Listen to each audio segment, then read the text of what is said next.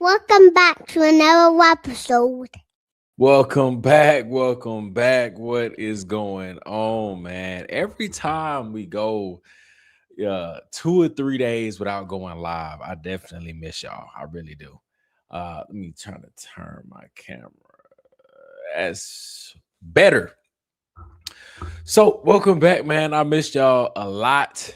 Obviously, we didn't go live last night. We didn't go live Tuesday night either. Tuesday, I was just tired, bro. It's it's crazy. I understand that a lot of these people, well, particularly Candace and Baron, and a lot of others as well, they kind of have a lot of time on their hands and they go full time 5 days a week and stuff like that. Man, when you have like the regular life and the regular work and all the other stuff, dead trying to go live, man, it's tough. It's tough. It's not easy. So I was asleep Tuesday night, Wednesday I got cardio, and then here we are tonight. Your boy set an alarm. What is it? It's 10:46 right now. Your boy set an alarm at, it was like 9:45. I set an alarm. I took a nap. So I make sure I wake up at 10:20, 10:15 ish. So that way we make sure we up going live tonight. So we are here. So welcome back to another episode of the Daily Yap. Yappisode 32, I believe. And if everybody hit the like button, whether you're on your way in, whether you just dropped in, now you already on your way out. It's kind of messed up if you choose to do that. But regardless, hit the like button. And don't forget to hit the subscribe button if you are new to the channel. We are on the road to 23K. And I appreciate all the support along the way. We do have quite a bit to talk about. Today was a big day. Today was a day that I had no idea that Candace was going on break. But today was also a super dope episode to me. It was kind of like very simple and very straightforward. And it was huge, like a lot of information in what felt like a little amount of time. I see some people saying she's on Lion Nation right now, and we can actually drop into it a little bit if there's something that's new, I would say, because that obviously caught everybody as surprise too. Lion Nation is is also a great person to follow and sub too. He's funny when you really listen to him. Oh, I see right here. Yeah, we might drop into it a little bit, see what's going on there. But yes, we do have a lot to talk about. We have obviously you see it in the thumbnail, Tucker Carlson, something that we have been talking about and for a long time on this podcast. And I have had the unfavorable, perspective and opinion, the unpopular one. And I have been trying to tell a lot of people that Tucker Carlson is kind of like a glorified Megyn Kelly in a way, meaning he sits on the fence. He sits on the fence, similar to Megyn Kelly, but he does a lot of wordplay and a lot of running around, and it kind of sounds a little bit better than Tucker. So a lot of people, a lot better than Megyn. So it kind of has like people have a little bit more respect for Tucker than Megyn. But at the end of the day, he is still a fence sitter. And we have been talking about this for a while because it's been very controversial. A lot of people love Tucker. And don't get me wrong, I like a lot of things that he talks about too. Majority of the time, I agree with him. I think that's what people have to remember, that it's okay not to agree with somebody 100% of the time. Majority of the time, I agree with Tucker Carlson. Like I appreciate somebody that comes out and speaks against the narrative of whatever that these people try to push on regular citizens. Whether it's controlled, I don't know. We'll never be able to find out. But I always appreciate somebody that is close enough to the regular citizen's mindset and, in somewhat of a way, vouch for regular people. So For the most part, I agree with Tucker Carlson. But when it comes to this Charlie Kirk investigation, for some reason, he has very little words to say every time. It don't matter what else it is, he got a lot to say, a lot to talk about. When it comes to the Charlie Kirk investigation, he is a mute. He doesn't like to talk about it. And I've been talking about that for a long time. I've been trying to tell people that he's a fence sitter. A lot of people have been saying, oh, he's keeping his cards close to his chest. Oh, he's keeping Erica close.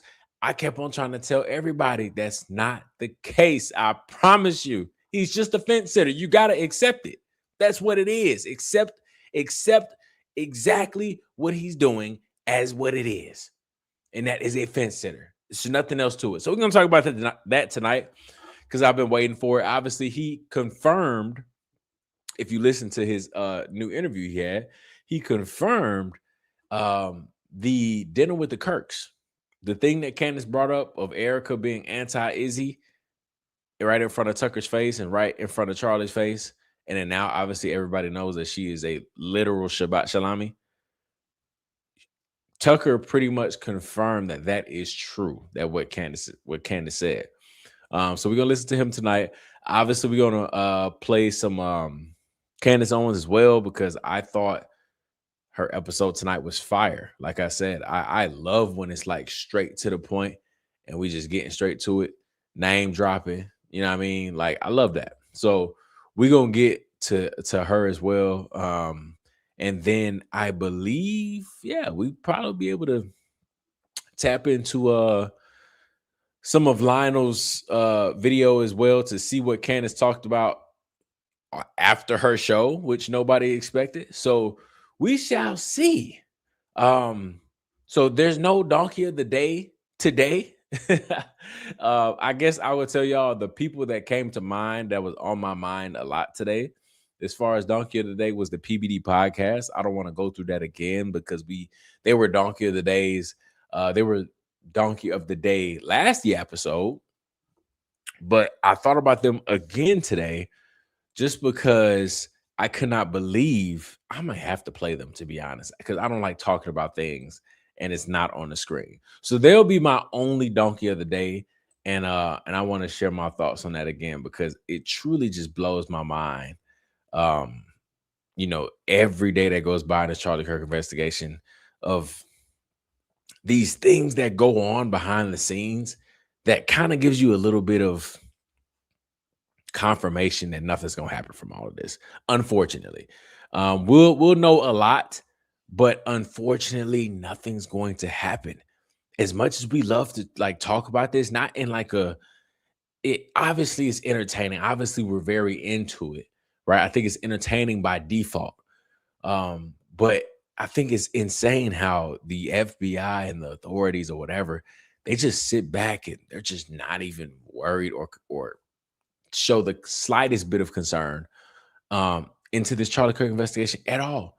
Like this exploding mic theory has been a thing for months, since September, and nobody cares. Like, that is almost like the single-handedly biggest piece of evidence that shatters the entire case, and the fans don't care. And it's crazy. So that kind of makes you think, like, anything underneath that, why would they care? And they're just sitting back watching everybody get so frustrated at, when will there be justice for Charlie? And y'all know I've always said there will never be justice for Charlie. We'll know a lot of things, but there will never be true justice, as in somebody's going to get in trouble, arrested, locked up, interrogated, because they would have to be doing that to each other. We've said that for so long.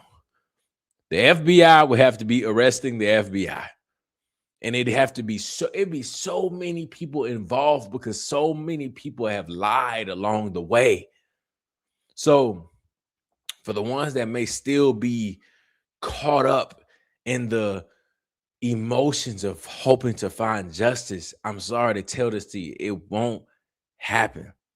And I just want to reiterate and emphasize that point, because I think the main point of this psychological operation is to upset the American citizens. It is to upset us because as we get so invested in this case, rightfully so, because we had to witness somebody die in the craziest way.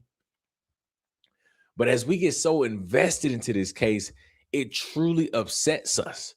It upsets us how people just lie and get away with it and never have to confront or, get on national TV and correct whatever lie they told, like correct the story, apologize, issue a statement. We get pissed at that.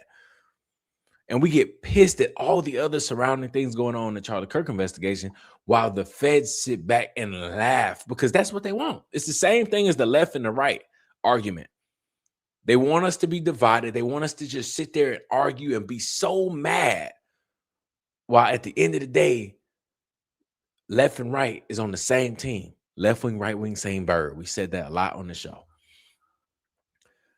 And so they want everybody to be upset, all these other things, feeling like a change needs to happen, which it does. But the people who ultimately make the change just sit back and watch us crash out. And that's what's happening in this Charlie Kirk case. We were watching, bro, the freaking shards of the microphone and all the pieces of the microphone on the bottom of the SUV. That is a crazy thing to find. And we found that months ago. And the feds don't care. These folks sold off the SUV. They sold off the SUV. Off of that alone, we knew there was nothing going to happen. These folks sold it off, cleaned it up, sold it off, and auctioned it off. That should tell you everything you need to know about what's going to happen with this case. So I went on all of that to say, when it comes to Tucker Carlson and all of these huge platformed type of people, when they're sitting on the fence, when they're not speaking up, that should that should also give you kind of the clarity that nothing's going to happen. Because if those people won't speak up, that should tell you everything. Whether they're scared for their life, I don't know. But ultimately, yes, if Tucker applied pressure to TPUSA, that would mean a lot. The same way those people get Donald Trump elected into office, you got your Charlie Kirk, Tucker Carlson, Megyn Kelly's, right? So clearly they have influence to get people into office, right? They take credit for that. So yes, it is very important for Tucker Carlson and Megyn Kelly and those same voices and those same platforms to speak for truth and what happened to Charlie Kirk, and they won't. That should tell you everything about the Charlie Kirk investigation and where it will be and where it will end. When you have people that have the platforms to apply the pressure to maybe bring the attention to the media, and they won't do it. And yet these same people, right? Because Tucker Carlson is a lot of y'all favorites. These same people will say, I will stand for truth and I'll do anything for truth. No, you won't. No, you won't. It depends. When the truth benefits you, maybe.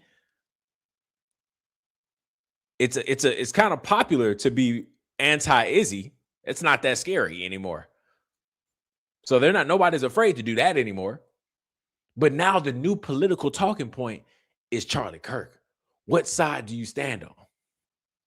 That's going to be the next political talking point for these candidates that are trying to push for the Republican ticket. If you're pushing for the Republican ticket, which again, I'm not voting. I don't care about all that. I'm just playing into this movie that these people got us watching and all of that.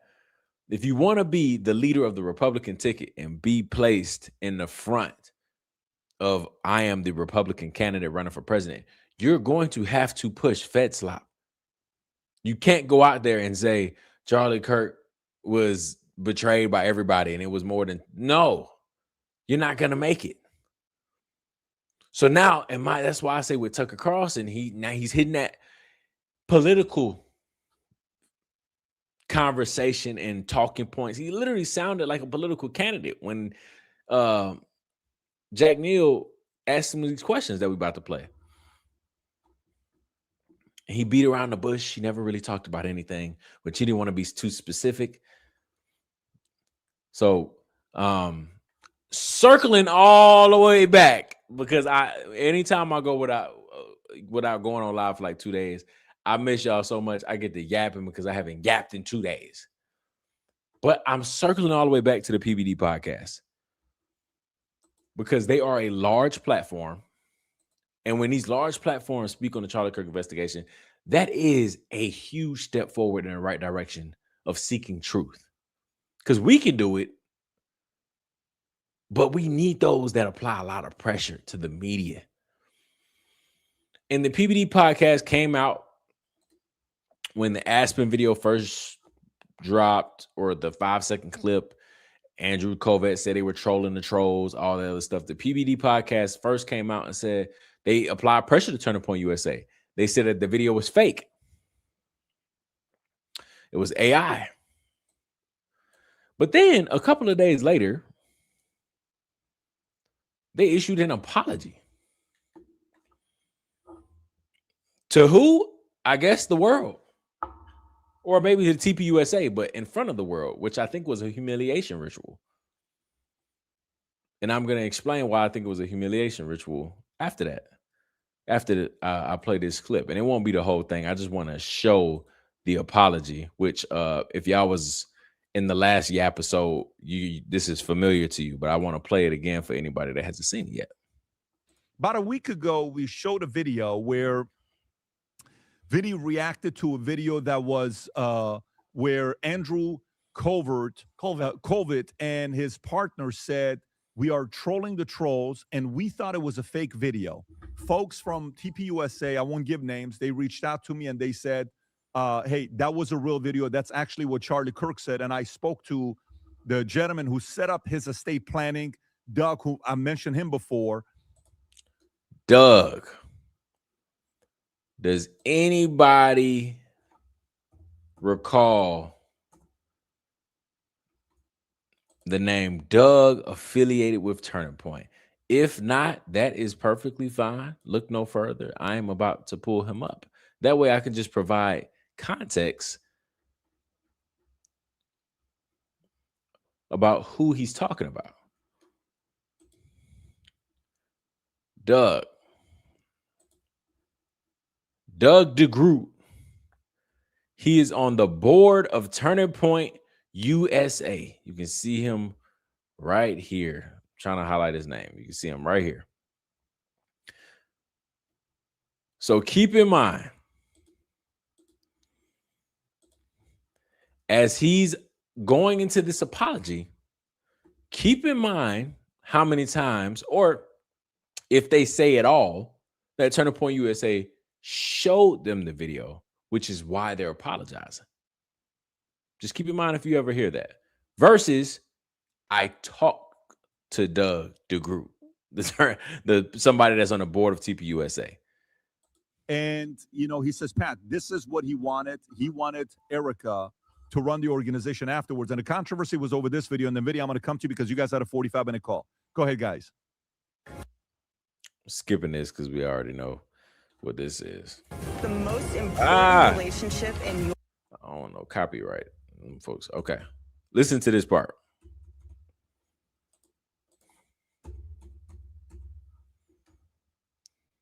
You had a call with Andrew. So I talked to Andrew. Mind you, Pat, He talked to Andrew Covett. We met him in passing at one of the TPUSA events. Adam hooked it up where I got back from, where were we? We were in Washington. DC. Great and I fight, spoke yeah. with him for 45 minutes. You ever just see somebody on TV or on videos and everybody has their assumptions in their head, but then you speak with them, you're like, oh, okay, now I know exactly who you are as a human being. Pat, 45 minutes. I mean, we could have gone for a 2-hour conversation. He explained that video that they put together, it wasn't them, it wasn't AI. But on X, somebody put, people community. Andrew Covett told him that it wasn't AI. If they're on a certain side. He had to go in and he had to get the community note lifted because it wasn't AI. So he explained the whole situation to me, and it was not what I thought it was. And I commented on it because that's what I thought was happening. But the 45-minute conversation, Pat, it's as if I don't want to get into the nitty gritty of the conversation, but if people out there, if you don't think that Andrew Kovic is genuinely concerned and worried, Pat, he has so many more questions about everything that happened with the shoot. I thought we were just talking about the video, but peep how he completely shifts the conversation from talking about the Aspen video that Andrew Kovic told him was AI to all of a sudden he's trying to push down our throats that Andrew Kovic's a great guy. With concerned people out there, if you don't think that Andrew Kovic is genuinely concerned and worried, Pat, he has so many more questions about everything that happened with the shooter, with what's it, Tyler Robinson's his name. It was such a good conversation, and I never judged him or thought anything of him different. But having spoken with him and clarifying the situation, I was wrong because what I saw that Grok said, right, boom, AI. They can go on Grok and people could keep communicating, Pat, and even if it's not real, he had to go on and fix it. So I was in the wrong, and yeah, he's actually a really, really a good dude. Now Andrew Kovic's a good dude. And again, and throughout that entire apology, not once did they say they were shown the video, which proved that they were wrong. Instead, I talked to Doug DeGroot and I talked to Andrew Kovic, and they said that it's real, so I apologize. That's why you're coming out and apologizing on national television, well, not national television, but on your national podcast that has a large platform. That is a humiliation ritual. I've always believed that public apologies are humiliation rituals. No matter what platform, no matter who you are, if someone forces you to do that, that is humiliation ritual because nobody cares about your apology. It's this vulnerable state that these evil people love to watch you in. I learned that. Well, I ain't even learned that from TikTok, but because that's just my personality anyway. But TikTok taught me a lot of things on the early years of growing that platform on there. I realized that when you hit the bad side of TikTok, people want you to make a full video admitting that you were wrong. A full video about it and apologizing this whole thing. And you have to understand they don't care about your apology. They just like to watch you be vulnerable and embarrassed. That's the point. It's not your apology. And that's what this is. PBD Podcast is apologizing on their podcast, but not once did they say they were showing the video, and that's why they were proven wrong.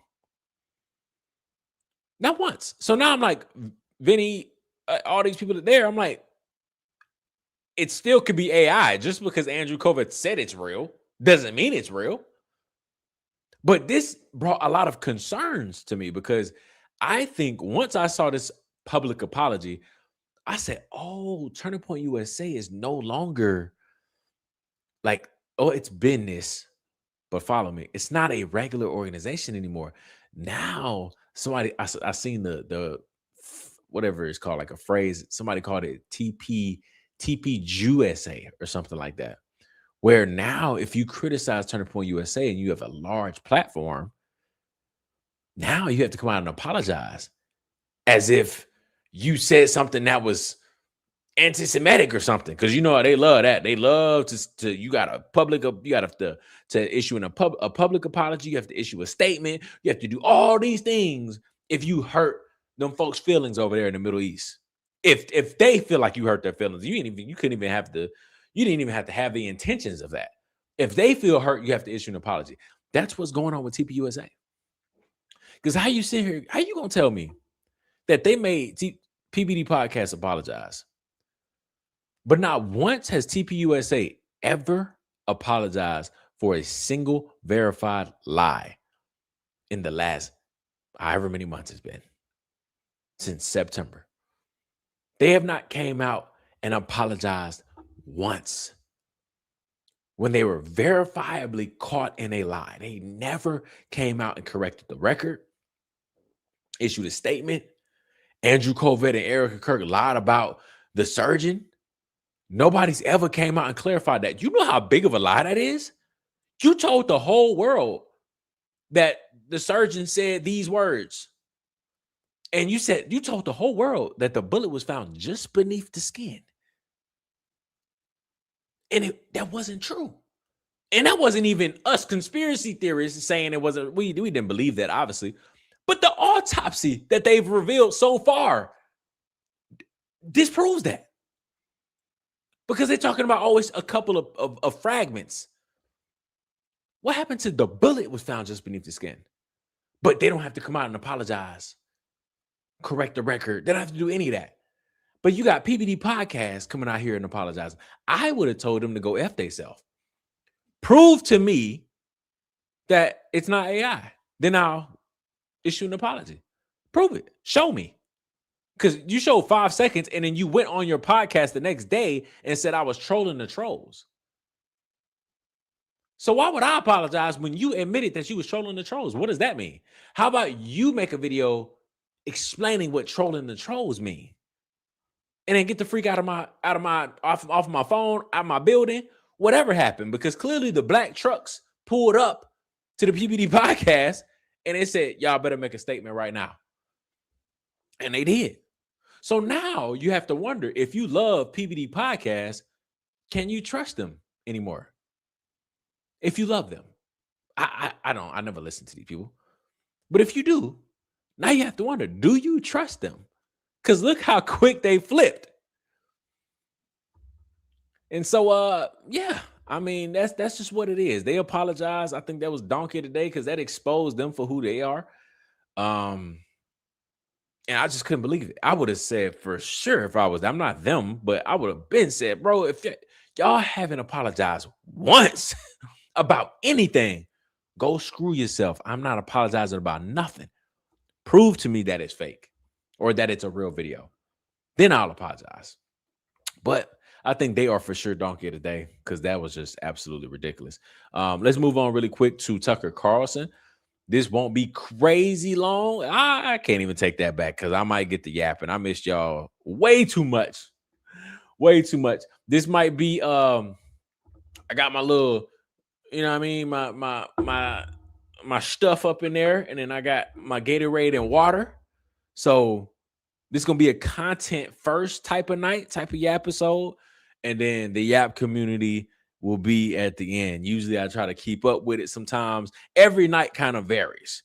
But tonight will for sure be content first, Yap community at the end, just so we can get through it because I feel like there might be a lot of content tonight. But one video that obviously I was waiting on was Tucker Carlson, man. He has been very quiet, very, very, very quiet around the Charlie Kirk investigation. And it kind of leads right back into the PBD Podcast type of conversation where you have these large platforms that refuse to talk about what's going on in the Charlie Kirk investigation. They want to stay out of it and all of that. But then you have to keep in mind, when you stay out of it, that goes against everything that you swear up and down that you stand for, which is for the truth. I'm going to come out and do this, come out and do that. No, because now you're quiet. You're silent. And you know the truth. That's the craziest thing about these people, especially Tucker Carlson. He knows exactly who and why. I may not say how. He knows who and why. Now, he may be afraid for his life. I don't want to put that past nobody. If somebody came to my house right now and said, Jay, don't make a single podcast, don't make another Yappisode about this topic, or else you're going to be gone by tomorrow. Well, ladies and gentlemen, I will be signing off like that. Like, that's just what it is. However, I'm not in that situation. So I'm just pointing it out from the outside looking in. If that's the case with Tucker, then you have to keep in mind, or you have to at least understand that you can't take Tucker's words at face value. Because if he is terrified for his life, that means I can't trust you, bro, because that means you're controlled. And you can't have your cake and eat it too. You can't say you a person that push for truth and all this other stuff, but certain topics you don't want to hit on because you feel like you're going to get in trouble for it. And that's fine. That's cool. Again, I'm not trying to like downplay how serious that could be. I'm just trying to just keep it a buck here. If you're afraid to say certain things because you feel like you're going to get in trouble, that means I have to also pay attention to the things you are allowed to say. Just saying, I'm just using my common sense here. So Tucker Carlson talks about in his interview with Jack Neal. Where you go? I just saw you. And y'all are going to find this. I've seen this a little bit already. But this is very, very interesting because Jack Neal was very specific with his questions. And I think he did a pretty good job at asking Tucker Carlson direct questions and getting straight to it. I probably, personally would have did a little bit more pushback just to get a more direct answer. I think he asked direct questions, but he got word salad answers and beating around the bush answers. However, I appreciate Jack Neal because we haven't got this from Tucker Carlson on the Charlie Kirk investigation at all. This is the first time. Maybe a little bit in the Joe Kent interview, but as far as the things surrounding the Charlie Kirk investigation, right? All the characters, this is the most we got out of Tucker Carlson. So without further ado, I'm gonna let Tucker Carlson take it away. Let me find the chapter with with Charlie Kirk. Here it is right here.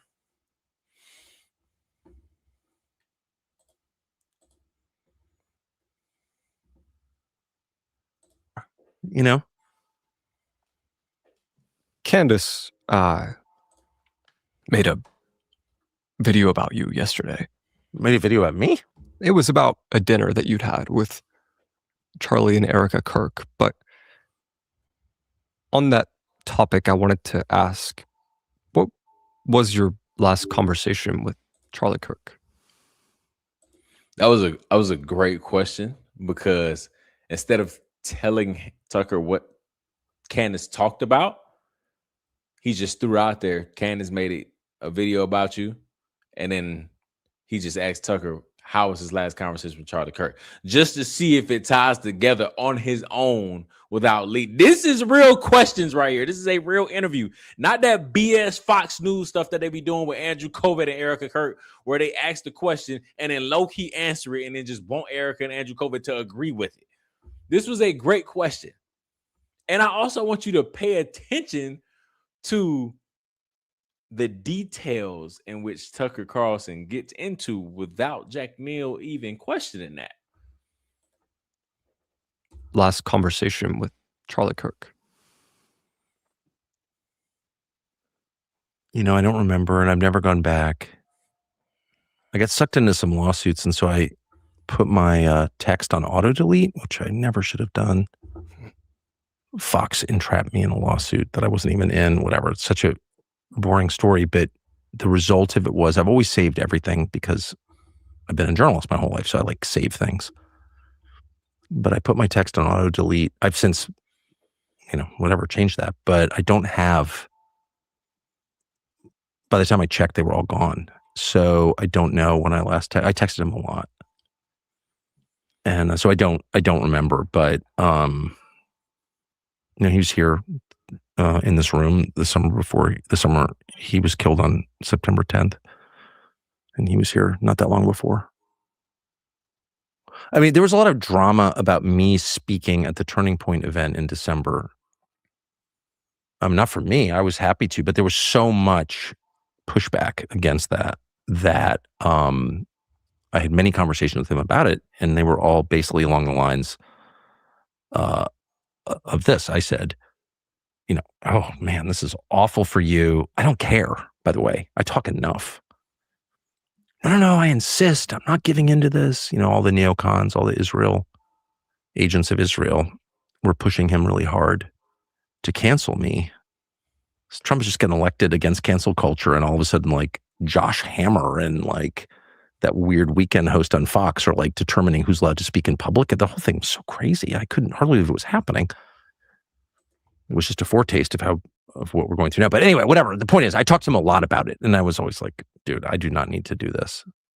And he was absolutely insistent. That's true. He was absolutely insistent on it. And his views on Israel were not very different from mine at all.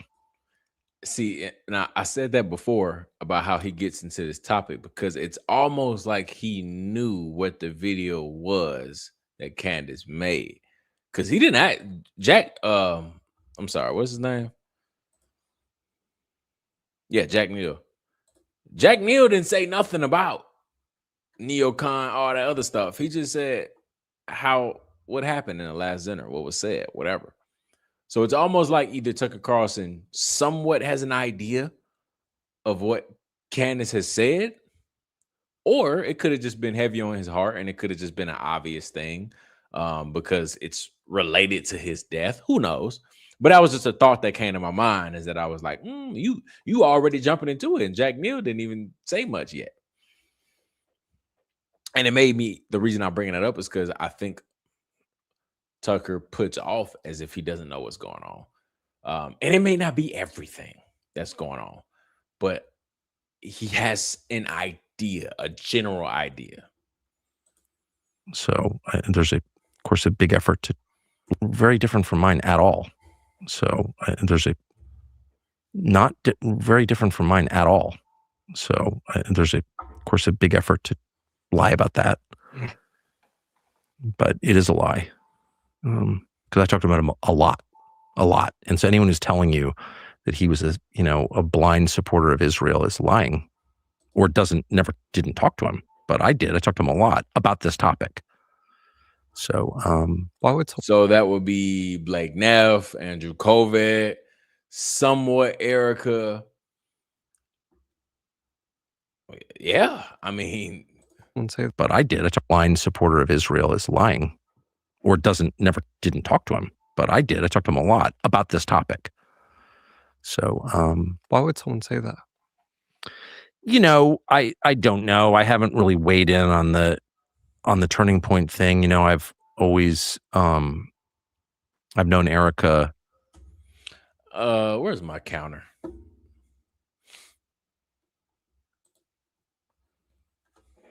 Oh, shoot, my phone right there. He talks about Erica and talks about how much he loves her quite often. Sometimes in after questions that doesn't even require a disclaimer that you love Erica. For a long I've known Erica for a long time, and since she was dating Charlie, he introduced me to her. I had lunch with them, and I've always really liked her, and I felt so sad for her when he was murdered, and I still feel that way. And I know that she's taken a lot of grief. I haven't participated in any of it. I don't read it. I really try to stay away from it. But I feel sorry for her.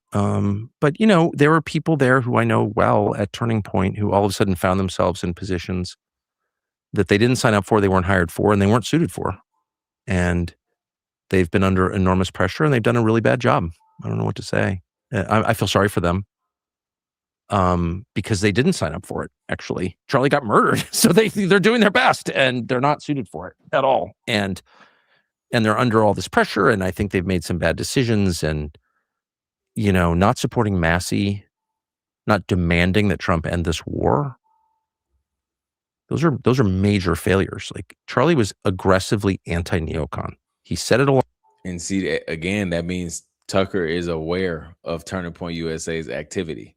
He's aware that Turning Point USA did not endorse Massey. He's aware that Turning Point USA did not use their platform voices or anything to stop the war with Iran.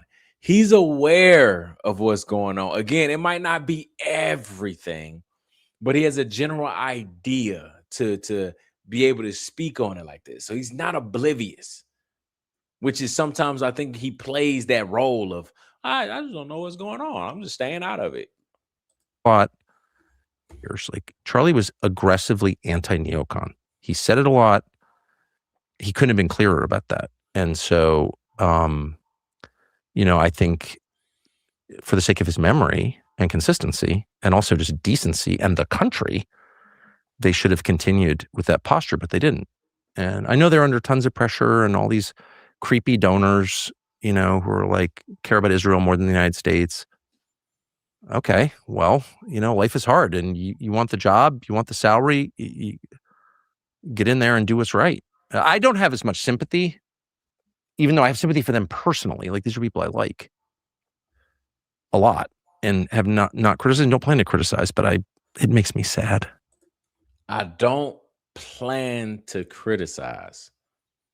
That is something a lot of people continue to try to tell me, that Tucker Carlson was keeping his enemies close because eventually he's going to come out and air it all out. Y'all kept trying to tell me that. And I kept on trying to say, I promise you that's not what it is with him. It's not. And it might suck because Tucker Carlson might be your favorite. But one day you got to realize that all these folks is frauds at the end of the day. All of them. When they show their cards, you gotta accept it for what it is. And I know somebody's gonna come out of nowhere. They always do, because you got your Candace fans too. I've told y'all before, plenty of times, Candace, to me, has the most grace out of everyone, because we wouldn't be this far without her. So if she does a few things that may piss me off, or at least maybe not necessarily piss me off, but that might make me look at her with a side eye, it's just going to remain a side eye. And keep in mind that my foundation and everything that I personally, my values and all that other stuff, is always based around and centered around the truth. And you have to keep in mind that you can't trust or believe anybody 100% of the time. So my grace always extends out to Candace, but then I also have to keep in mind that she knows a lot more than she's putting out as well, for whatever reasons. We don't know. However, she has provided a lot to the table. So I'm like, you know what? Aspen video, I told y'all before we was even moving on from it, I told y'all the video was never coming out. And y'all, a lot of people came up with a million excuses for it. Oh, legal this. And I'm like, she dropped 35 seconds of it already. Oh, but what about the end? I'm like, well, if Charlie never said, I appoint I appoint my wife as CEO, if he never said those words, then there's nothing legally protected in the video, because he never said those words. So just release that part of the video. And I kept trying to tell y'all, the second that she put out this email requesting Andrew Kovac to respond so she can drop it, I said, that's very strange. Simple as that. Very strange, because we know Andrew will never reply and say, sure, respond. So that was very strange. And every single person listening, whatever it is, you should question everyone. That doesn't mean you're accusing them of anything, but you should be able to say, that's kind of odd. If you're somebody that stands on truth and transparency, that's kind of shady. Because if you don't, these people will never feel obligated. They will never feel like they need to be transparent with their audience. That doesn't mean you automatically assume they're bad people, but you have to have some type of backbone to say, bro, I'm not going to just let anybody and everybody just tell me anything I want, and I just believe anything I want, or anything they say, I just believe it. If they do something shady, if they do something weird and your gut is like, that was off, it's okay to acknowledge that and say that. It's okay to say, and I've said it before, this is nothing new. It's okay to say, Candace, you have put us on a lot of side quests, and you got to the end and it just dropped off. That's kind of weird. That's kind of weird. The Aspen video, I think, was an open and shut thing that could have been easily solved. It's kind of weird that it just stopped, right? And it's almost to the point where now we're already knowing that if we get close to us on a side quest, we're probably gonna be left on a cliff. Why though? It's kind of strange. Stop doing that. It's okay to say that. Stop doing that. This is not some fun entertainment thing. If we're trying to figure this stuff, don't leave me on a cliffhanger. So it's just crazy to me how like all of these people, man, especially Tucker Carlson knows, bro. Tucker Carlson knows what happened, who did that to Charlie and why. But Tucker Carlson is somewhat of a politician, so it's almost like business as usual, right? Dirty game, dog eat dog world, and they just move on. That's what it is. I'm sorry, that might be your favorite, but that's what it is. Thoughts on Baron Coleman? I think Baron Coleman has brought a lot to the table as well, and I do extend him a lot of grace as well. I think Baron Coleman has changed a little bit since being in cahoots with Candace, because there are things that he just, if she's talking about something, he has no like critiques of it. He might say every now and then, "Oh, I disagree with what she said right there." Like I think she might have dismissed something very quickly, and he was like, I'm not going to dismiss that too quick," and you know, all of that. But I think he had like an extreme like lit fire when they was kind of like separate, but then when they got in cahoots, it kind of let off the gas a little bit. And so that's what I mean by that. I'm not saying he's in on it and none of that other stuff. I'm just saying one thing that revealed for me with Baron was the Aspen video as well. It's a couple other things, but the Aspen video was something that I was like, come on now, Baron. I don't know about that one, bro, because he made 2-3 episodes about the Aspen video and breaking down all of these different things. Look at the background. Look at this. Look at that. Candace and Baron. They went through this whole thing trying to say, "Oh, was it AI? His mouth is not matching. His lips not matching. Look at this. Look at the backdrop. Look at this." When Candace had the video for the last 8 months, she knew this already. And so I refuse to believe Baron didn't know this already, because he says it all the time. They just talked to her. And the night that she told the whole world that she had the video for the last 8 months, and she dropped 35 seconds of it, but it was about something completely different and not the section of Charlie appointing Erica, Baron went on there and said, "Well played, Principal. Well played, Candace. That's a I'm like, well played? Huh?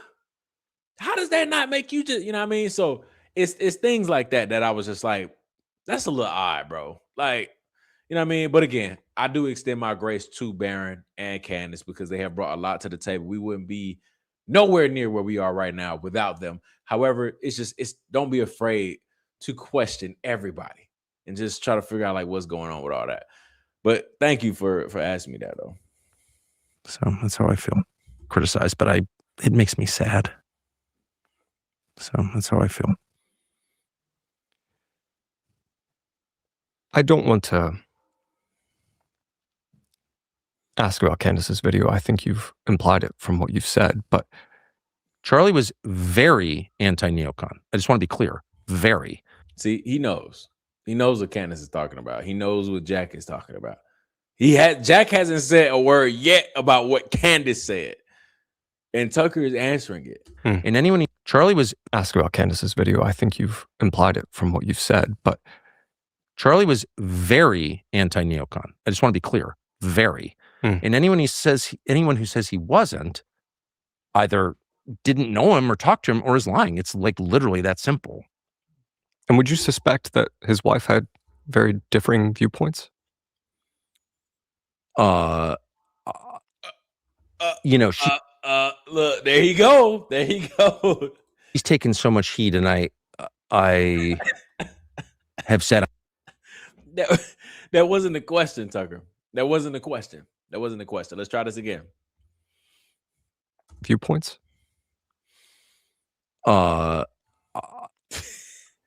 She's taken so much heat, and I have said, I'm sure I'll be attacked for saying it because she's like taking so much heat, but I've always liked her, and I feel so sorry for her. And no, she did not have, so far as I could tell, who knows what people really think? Right. But I can just tell you that it was definitely, I want to underscore, definitely not my impression that Charlie was like anti-neocon and she was like some secret neocon. Like that was definitely not my impression. Now, who knows what, that guy. he getting nervous. He don't like talking about Erica. This is him kind of confirming that Candace was correct on what she said, which is when her and Tucker was talking, Tucker mentioned that Erica was anti-Izzy. And now that Charlie's dead, she flipped and she's this super Shalami type of girl. So, and Tucker knows that. That's the weird part. Like, so many people try to give him grace with stuff, and I'm like, I don't know, bro. Maybe y'all just cut from a different cloth. But we said this plenty of times before, but my loyalty is with my friend. As in, if I'm Tucker, my loyalty is with Charlie, but it's extended to his wife, but only through my friend, only through Charlie. Without Charlie, I don't know who you are, nor do I care. So when Charlie dies, it's up in the air. It's just based on how you moving after that, especially in the way that Charlie went out. So now I'm looking at you, seeing how you move. Okay, that's kind of strange. Let me find out in the slightest that I feel like you got something to do with it. I don't even need no confirmation. Let me feel like you had something to do with my friend's death. There's going to be a lot of problems. You might want to turn yourself in before I get to you. But apparently, somebody said before, I'm in the wrong. Somebody made a joke. It was like, I make white people's business interesting or something like that. It was kind of funny. Just like, it was funny that they said that. But it's crazy because I just have never in my life seen this type of, I don't know, bond, friendship with somebody's wife, with somebody else's wife. Not in like a weird way, like Tucker's, sneaking around with Erica, nothing like that. But more so like, bro, my friend is dead and you is hella shady. There's no way in hell I'm about to sit here and defend you talking about how much I love you. I would be so upset at the fact that my friend is gone. I just watched you flip on him in my face. Right? You was anti-Izzy in my face because Charlie was anti-Izzy. But now he's dead, and now you over here talking about it's Shabbat Shalom and all this other stuff. And I know Charlie used to say that too, but now she full out tears on CBS talking about, did you hate his spray ride and doing like crying? And now all of this other stuff, Charlie turned down the money, and now you're taking the money. Oh, yeah, it would have been up if I was Charlie's friend. But, I mean, hey, Charlie picked his friends. This is the political space. I guess this is just what happens. I actually texted with her 2 days ago. What, that guy. I actually texted with her 2 days ago. I haven't. Texted her 2 days ago. A lot of people love to deny how much Tucker talks about Erica. You're listening to it right now because people swear I'll just be making stuff up. He's talked about loving her, I think, twice. Now he just said I texted her 2 days ago, and he's about to talk to her again. Actually texted with her 2 days ago. I haven't talked to her, but I'm going to. And I like her, and I've just tried to stay out of it. And I think in order of what I think, I'll just tell you what I think. I think it's hard for me to believe that Charlie was murdered because of his views on trans rights. Maybe he was, but anyone demanding that I believe that without evidence is an enemy of the truth. That's what I think. His wife! What are you talking about? His wife thinks that. What are you saying, bro? Okay, so that was, maybe he was, but anyone demanding that I believe that without evidence is an enemy of the truth. That's what I think. Okay, so if you think that, prove it to me, but don't scold me or tell me, His wife's been scolding us. What are we? Oh my God. That's what I'm saying, bro. Tucker just be. This Owens, if you think that, prove it to me. But don't scold me or tell me, Candace Owens, anti-Semitic. Oh, be quiet. He was my friend, so I'm not. Why would I stand for that? I'm not standing for that. I think it's unlikely. That's my personal view. Maybe I'm wrong. I'm waiting for the trial, but I don't like at all the way they've handled this at all. TPUSA has been scolding us. The wife, the widow, has been calling us demonic. Tucker Carlson used to be somebody that spoke up for the people. Used to be. And he probably still does on other topics. But now you have this situation where everything that he just said is happening to us regular people. He says that he's not going for it, but they want us to go for it, but he refuses to speak on that. Okay, bro. And joke the trial, but I don't like at all the way they've handled this at all. And Joe Kent, who I know very well, is an honest and reasonable person, not a hater at all, not a hater of Israel or any of this nonsense. He's an honest man with the highest level security clearance, said in public to me and others, there was evidence, not proof, evidence to suggest foreign involvement in this. Doesn't mean there was foreign involvement. It means that there are threads we need to follow, leads we need to track down, and the FBI refused. And the FBI has not responded to that. So as a friend of Charlie's, an actual friend of Charlie's, I think. And TPUSA rejected Joe Kent. TPUSA humiliated, or at least attempted to humiliate, Joe Kent on their platform. So what does that mean for you, Tucker? Like, what is happening right now? Everything that you're saying is just contradicting each other. I love Turning Point. I love those people. Joe Kent, he said X, Y, and Z, and I love Joe Kent. Joe Kent's getting attacked by Turning Point USA. They all attacked him when he came out and said those words to Tucker Carlson in this interview. Joe Kent said this to Tucker Carlson, and Turning Point USA tried to embarrass him. I think it's fair for me to say, what is that? It's not an attack on Turning Point or anything. It's just like, what is that? So as a friend of Charlie's, an actual friend of Charlie's, I think it's fair for me to say, what is that? It's not an attack on Turning Point or anything. It's just like, what is that? And no one will answer the question. Shut up, anti-Semite. How's that? It's nothing to do with that. This is my friend gets murdered. And here's a U.S. official saying that our main domestic law enforcement agency didn't follow up on all leads.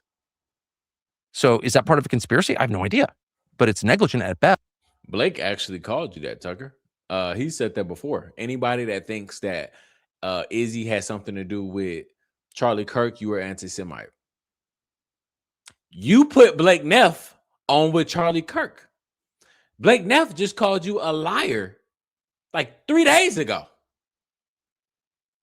But he's going to still say, I love Turning Point USA. I love Blake Neff. I love Erica Kirk. I'm like, bro, you just don't make any sense right now, bro.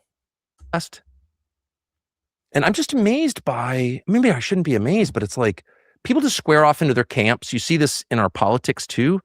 So-and-so's he's a liberal. He's a Democrat. We got to hate him. Well, I don't know. Okay. I'm against liberals. I've never voted Democrat, never will.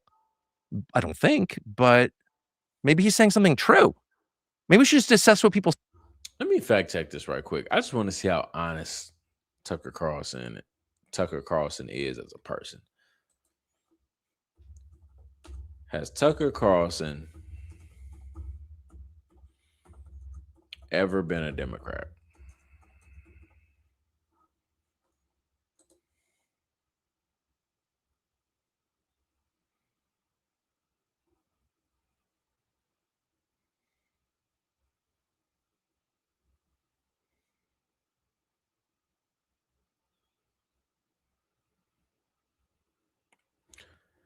It says,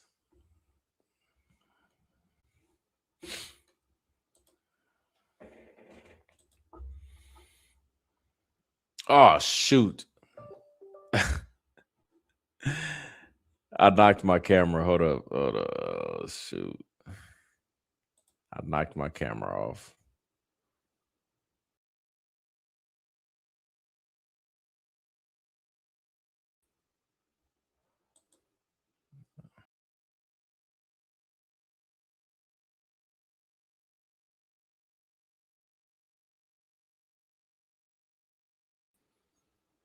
Okay, there you go. I knew it as soon as I tapped it.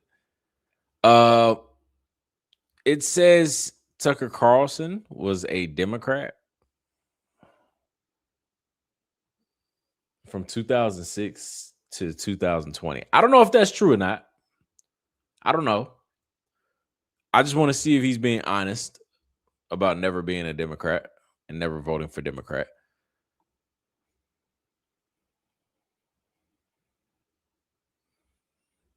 And it's saying he was.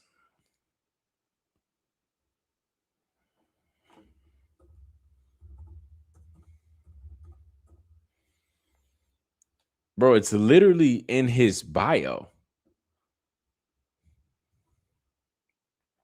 He was a Democrat for 14 years.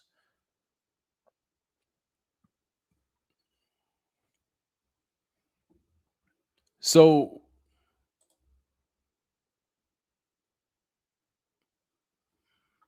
is that not a crazy lie? You was a Democrat for 14 years. And you were just recently, you've been a Democrat more than a Republican your entire life. You were a Democrat, it says, from 2006 to 2020. And then you were a Republican from COVID 2020 to 2026. And COVID was a fake year, if you want to be completely honest. So now I'm starting to think, why did he become a Republican in 2020? What was it about 2020? Like, was it some type of controlled opposition for him to go to the Republican Party for what? So now it makes you wonder about his intentions on leaving the Republican Party. He just announced he was leaving the Republican Party a couple of days ago because it's disassociation with Trump and all that stuff. But yet he still loves J.D. Vance. So it makes you wonder his intentions. Is he trying to get everybody on board with the whole anti-Izzy thing for whatever reason? I don't know. But 2006 to 2020, Tucker was a Democrat. Registered Democrat. I don't know if he voted for anybody, but he was a registered Democrat for 14 years.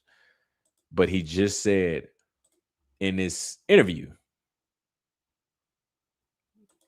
that he never was one. Say on think, okay, politics too. So-and-so's he's a liberal, he's a Democrat. We got to hate him. Well, I don't, okay. I'm against liberals. I've never voted Democrat, never will. I don't think, but. See that? I don't think. Tucker know what he's doing, man.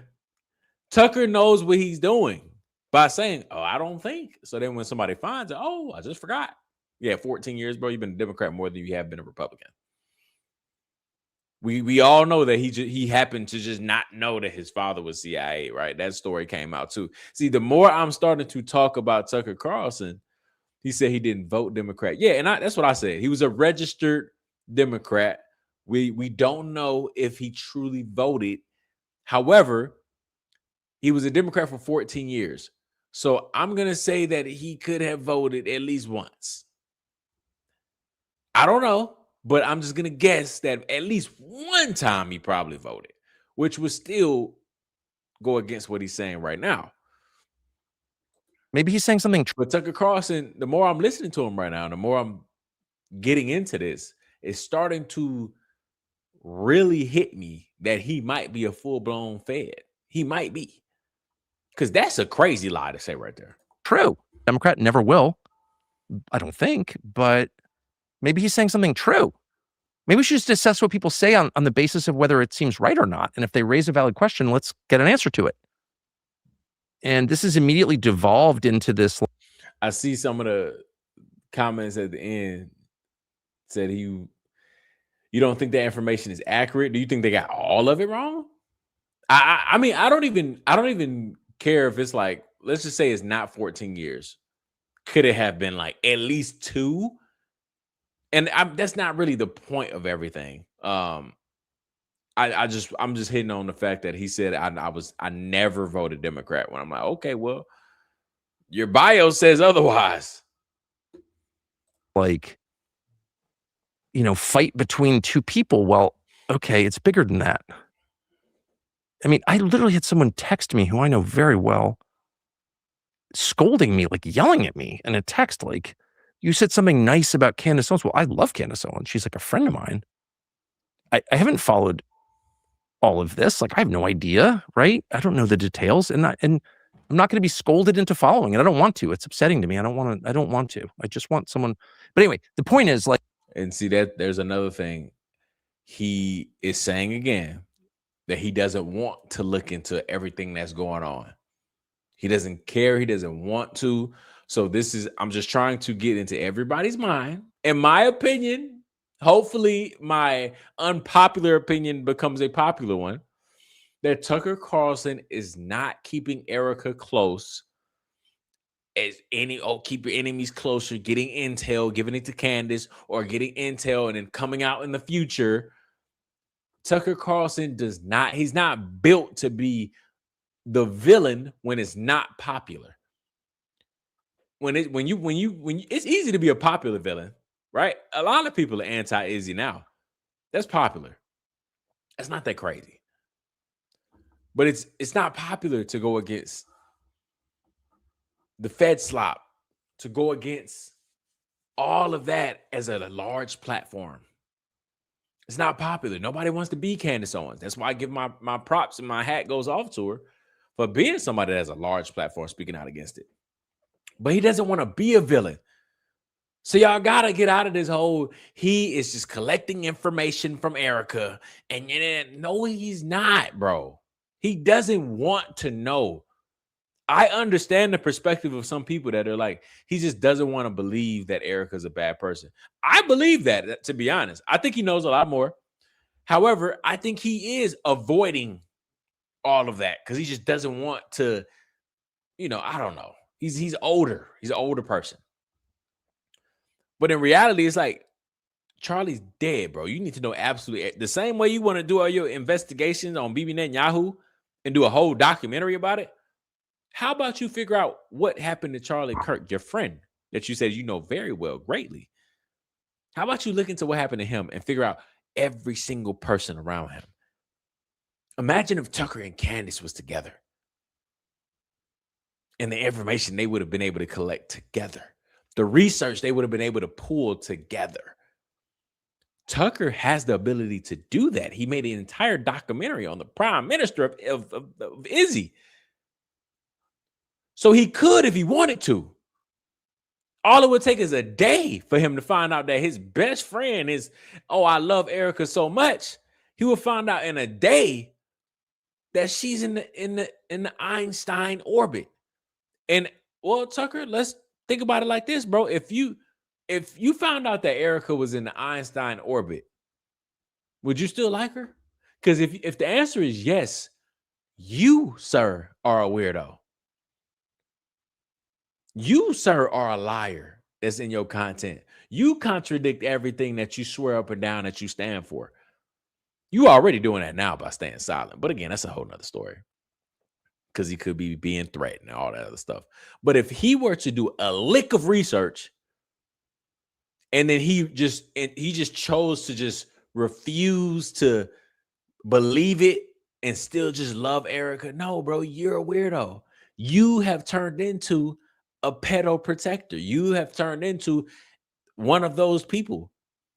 You can't ever preach about releasing the Einstein files because you've turned into one of them. You have somebody that is closely affiliated with that, and you just don't care because you just love her so much. Got it. Like, I'm not allowed to be fighting to me. I don't want to. I just want someone. But anyway, the point is, like, I'm not allowed to be friends with Candace Owens because you just, like, what is this? It's like Cultural Revolution stuff. I'm not playing along with it at all. I like Candace Owens a lot, and I've always liked Erica Kirk. Sorry, and I feel sorry for Erica Kirk. I don't like the fact that TPUSA didn't do more to resist the Iran war, which is insane and terrible for this country. I don't like the fact that they didn't defend Massey. I don't feel bad for Erica, bro. And this is just me talking. I'm not looking for other people to come out and say, Erica's a weirdo. Like, I'm not looking for other people to take that stance. But I'm just speaking for me right now. I don't feel bad for her, bro. I don't. Because guess what? If Charlie was my real friend and I'm finding out that Erica was banging one of his people that's closely affiliated with Turning Point USA, Cabot Phillips, I'm gonna be like, that's weird, bro. Did Charlie know that? Charlie, I've known you for a long time. I don't think you've ever talked to me about a Cabot Phillips and Erica being together, bro.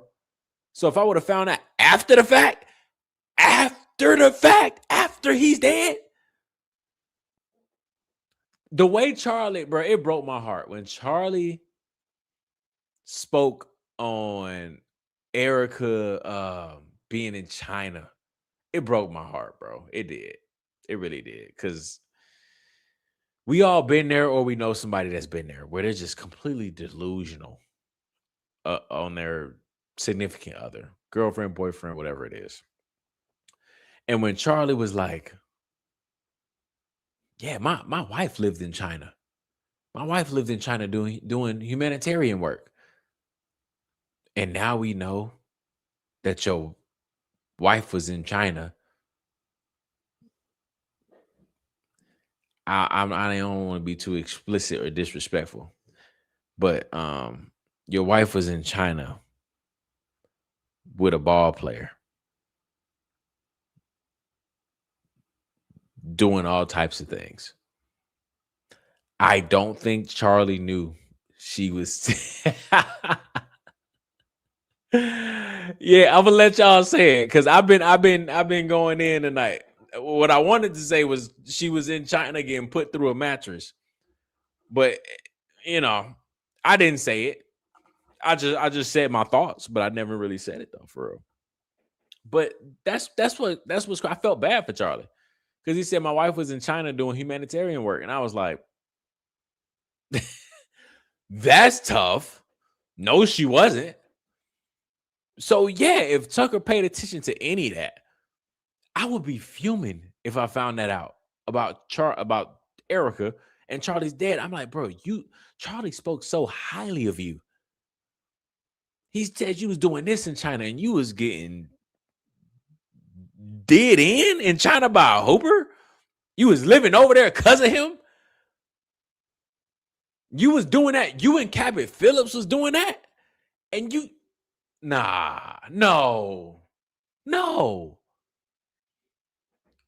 I don't know, man.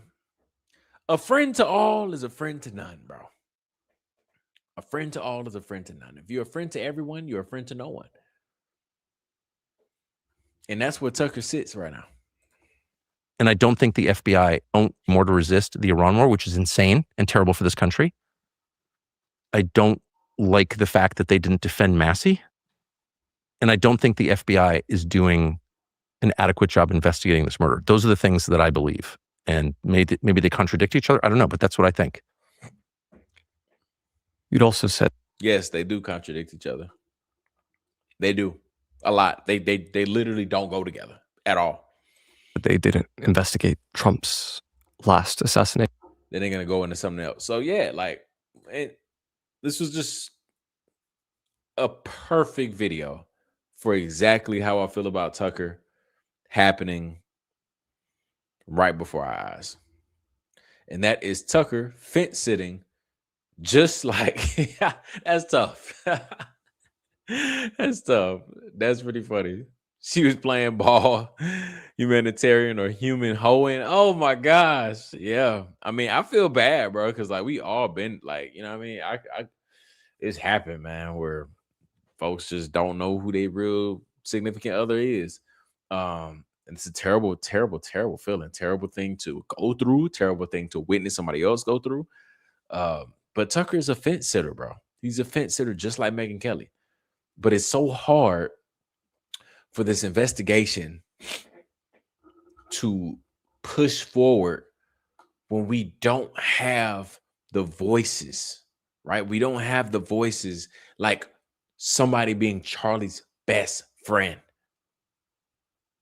Tucker Carlson, Charlie's best friend, right? Candace it's just she's trying her best, bro. She's trying her best. That's why I give her grace, because she tries her best. At least, brother, sometimes she might do something shady. At least she's trying. At least. I'm like, at least I can get something. But if Charlie's best friend, right, Tucker, somebody that he was with the leading up to his death, if Tucker could come out on his platform and want the truth on what happened to Charlie, then the media may get involved. Then this might get involved. But when you have people like that not saying a word, then that's how you know nothing's going to happen from this investigation. Nothing. It's going to move on. It's going to blow over.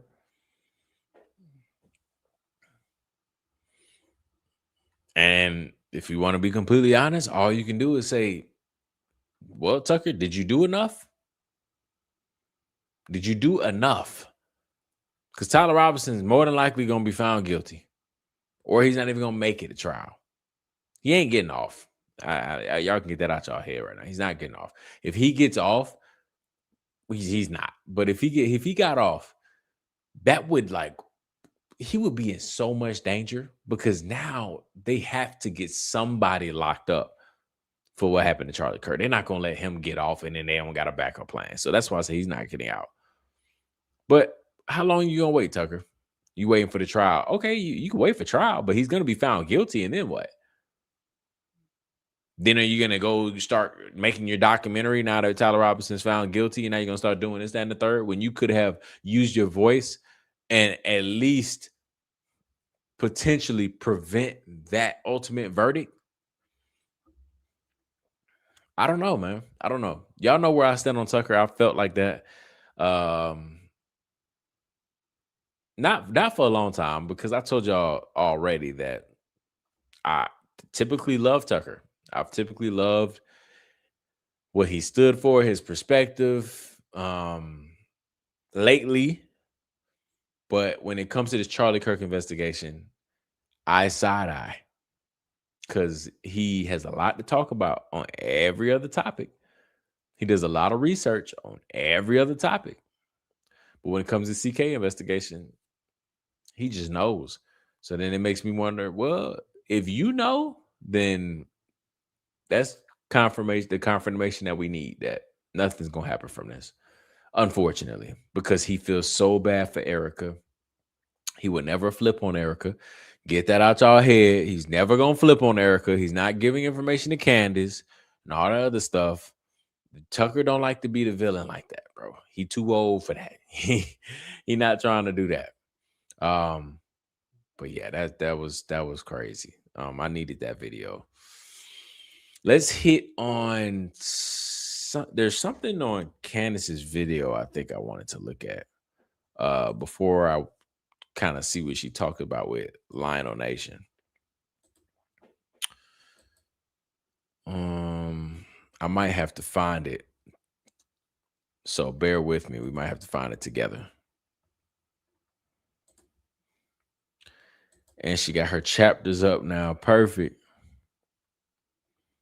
It might have been the Einstein orbit with Erica Kirk. I think so. Let's see. We can start there, because I think this is super, super crazy. I made a tweet about this the other day, and I stand by it too, because I think this is absolutely insane. This is something that you would think that it's in a movie of what's going on with this Charlie Kirk investigation, but it's real life happening right before our eyes. But Erica being in the Einstein orbit is not something we were supposed to ever know. We were only supposed to know that Erica is this Christian woman that's pushing these Christian values, and she's this perfect girl, and she never did anything wrong. The pretty blonde hair, it's supposed to just be this perfect story, this strong woman. And now we're finding out just all this crazy stuff, and we have found out that she is in the Einstein orbit. That's crazy. That is way over the target. So I made a tweet about that the other day because it's the truth. I don't think we were ever supposed to find this out. But I said finding out Erica was in the Einstein circle was way over the target. We were never supposed to find that out. That is crazy. And Charlie was sleeping next to her at night trying to figure out how to push for the full release of the Einstein files. Whole time Erica's stomach is in her butt with no appetite, watching Charlie starting to connect the dots. And I stand by that. I do, because I don't think we were ever supposed to find that out. And now it all makes sense. The second we found that out, it all makes sense. It makes sense why she never has to come out and apologize, make a statement, correct the story or the narrative if she got something wrong, how she never gets in trouble for anything. She's protected. That's because she's in that orbit. She's in that orbit.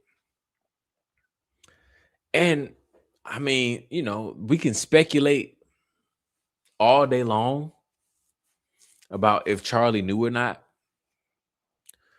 We'll never know. We really will never know. I feel like he started to connect a lot more dots toward the end, but I don't know. Maybe he knew. Maybe that's why Trump gave him a call and said, stop pushing for the files. Maybe Trump gave him a call and was like, bro, you might want to stop doing that. Because I think you got to think, I don't know if Erica ever told you this, bro, but I've known Erica since about 2013, 2014, when she used to pageant for me. She used to be a model for me. All right. I know you met Erica way later in life, but I've been with Erica for a very long time. Okay. So you might want to stop. You might want to stop doing that. And maybe that's why Charlie started getting upset. I don't know. Maybe he found out that he was laying in the bed with a snake with his enemy. It's so many things that you can speculate, but let me listen to some of this with Candace really quick on this Einstein thing with Erica Kirk.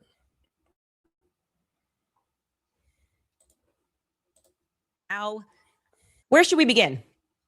I guess with what I said at the top here, there were a lot of little things that stood out to me immediately as odd, particularly pertaining to the audience that came to see Charlie Kirk. I told you guys, first and foremost, there were way too many older people. And of course, how could we forget Jeffrey Epstein, right? Him having trafficked girls from Romania, a country that I think is named the most in his emails.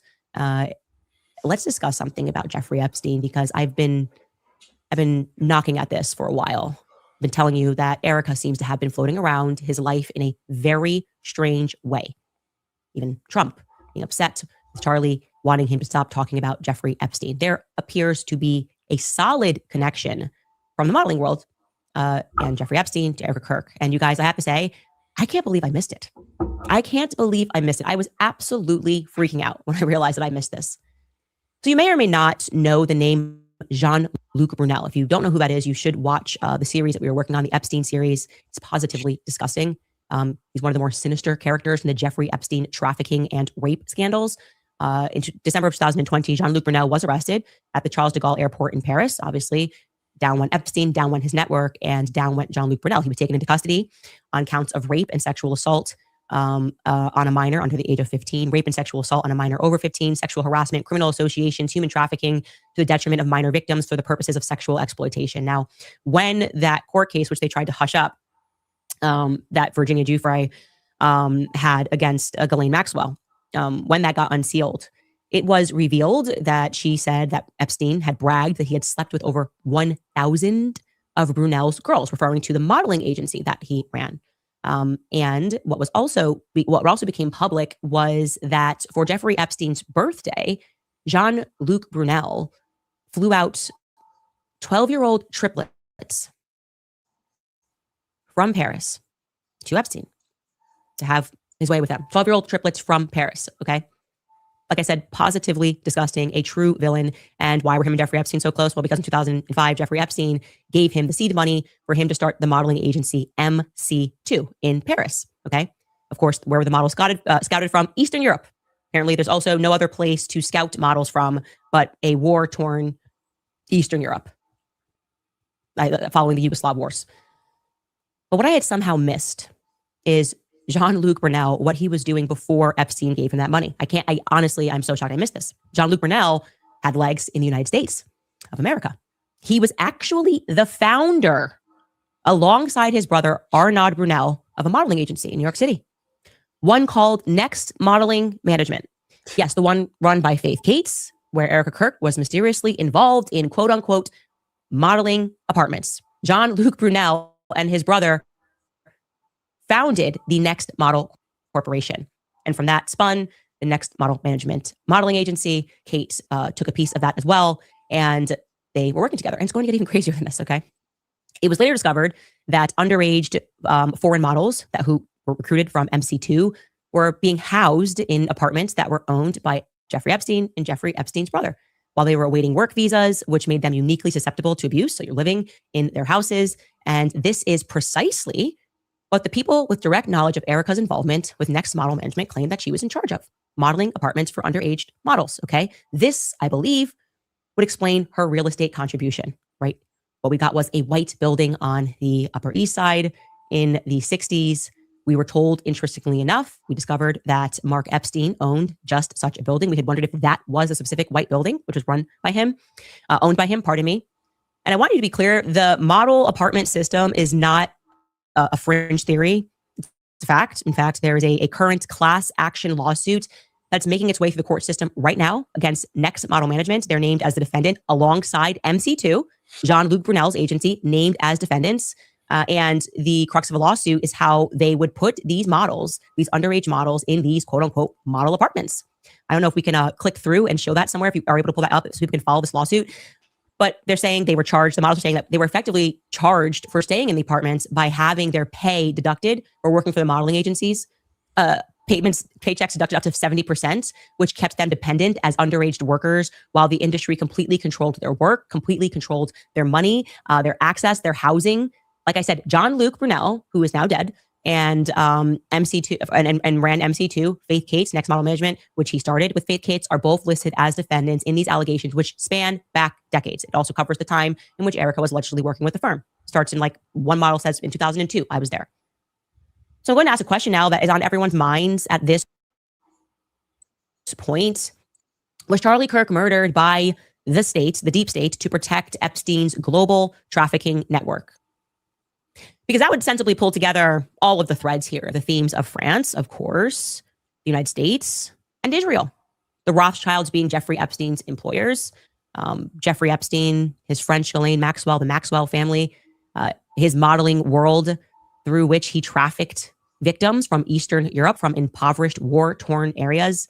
Jean-Luc Brunel's model agency, by the way, I should mention, still operates in Tel Aviv, by the way. The Rothschilds pride themselves on having created the state, the modern nation of State of Israel out of whole cloth. This can't all be a coincidence. It cannot all be a coincidence. Now we are learning that there are global forces that were in the audience that day. And then I want to add something. One thing with Candace particularly, I agree. This was a great episode by Candace. She always goes crazy right before she leaves. But this is a great episode by Candace. But one thing in particular with Candace that to me stands out and it separates her from the others of somebody that is more so leaning more on the side of genuine and real than maybe pretending, fake, bought, paid for, controlled opposition. I think she's leaning more on the genuine side, and this is somebody that is for the people, because Candace revealing that Erica is part of the Einstein circle is not something you would share at all if Candace was truly controlled opposition, in my opinion. I think that's way over the target. You could talk about a lot of things, but mentioning like not necessarily accusing, but literally placing Erica, because she has the proof, placing Erica in the Einstein network, that is way too far. Way too far. So when we get into this, that's what I'm like, yeah, Candace is a real one. She's really just airing it all out, regardless of who it affects. Truth is going to always set you free. The foundation is always going to be built on truth. She's always going to stand for truth. And if the truth ultimately hurts one of your favorite people, then it is what it is, as long as the truth gets out. But I think the second she brought the Einstein orbit up and Erica Kirk was a part of that, Erica Franz Faye, Dr. Franz Faye, that's when I was like, oh, yeah, Candace is a real one for airing out this information, because who else would? Like I said, I knew that from the very beginning. That's what was happening. It was a military operation. I believe, like I think the people who watch the show believe back at home that Charlie was targeted. I do not believe, and I want to be clear here, that his relationship with Erica Kirk was ever real. I'm firm on that point now. Okay. That was the first time Candace ever said that. She now firmly believes that Charlie and Erica's relationship was never real. Candace she was going max tonight. She was going max tonight. Because we've all been saying that for the longest, but she is now fully on board. And she, I guess, is now done holding back. Because I agree. I mean, we've all have been saying that. So hearing Candace say it for the first time is like, well, okay, here we go. Charlie was targeted. Rather, I would say his life was exactly what the Mossad agents described to 60 Minutes in their interview, their ability to infiltrate, whereupon they cast themselves as the actors, the directors. You guys remember this clip. Take a listen. We have an incredible array of possibilities of creating foreign companies that have no way being traced back to Israel, shell companies over shell companies who affect the supply chain to our favor. We create a pretend world. We are a global production company. We write the screenplay. We're the directors, we're the producers, we're the main actors. The world is our stage. So the company in Taiwan, Gold Apollo, did they know that they were working with people from Mossad? Gold Apollo had zero clue that they are working with the Mossad. And neither did Hezbollah. When they are buying from us, they have zero clue that they are buying from the Mossad. We make like Truman Show. Everything is controlled by us behind the scene. In their experience, everything is normal. Everything was 100% kosher, including businessmen, marketing, engineers, showroom, everything. This is what I believe Charlie Kirk's life became. Yeah, I mean, I 100% agree. It looks like it. I see somebody ask about Candace's relationship with Tucker. It's odd. I mean, you know, those are the things that I always would question with Candace, about, because, you know, like we've been preaching on this whole show, that's what it's all about, is just questioning everyone, just to, you know, it doesn't hurt. So I've said it before. I think Candace and Brandon Tatum's relationship is very strange, because we all know Candace and Brandon Tatum, they hang out together still. And Brandon Tatum talks hella trash about her online. Somebody told me, don't know if it's true or not, that Brandon Tatum has something to do with her merch, with Candace's merch. Not sure what process or if it's true at all, but if it is, you know, that's strange because of how much, again, Brandon Tatum talks about her, like talks bad about Candace Owens.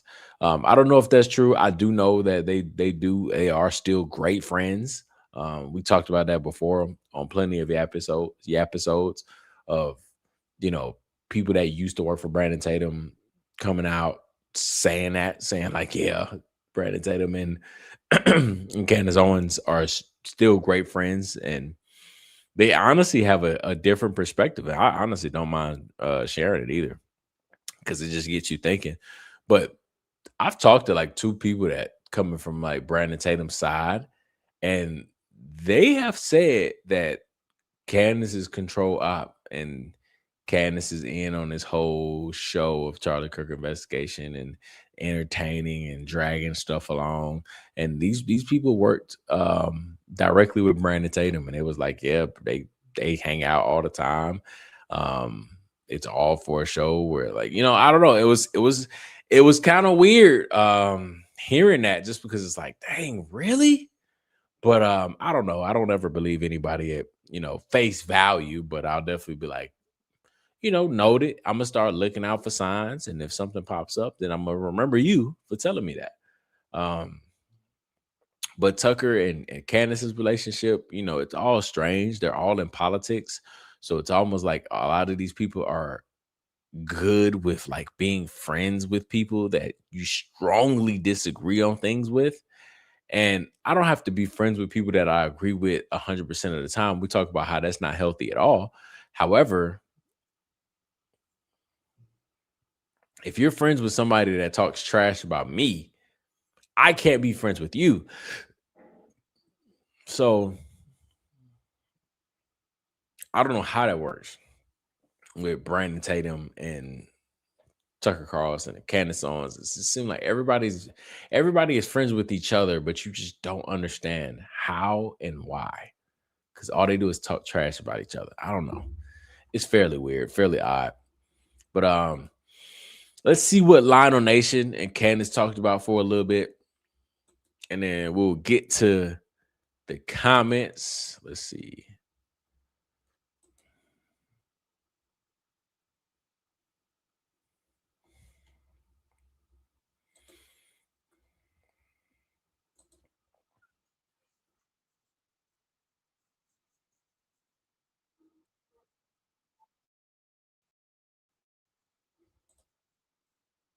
You know, my friends, this important word comes first.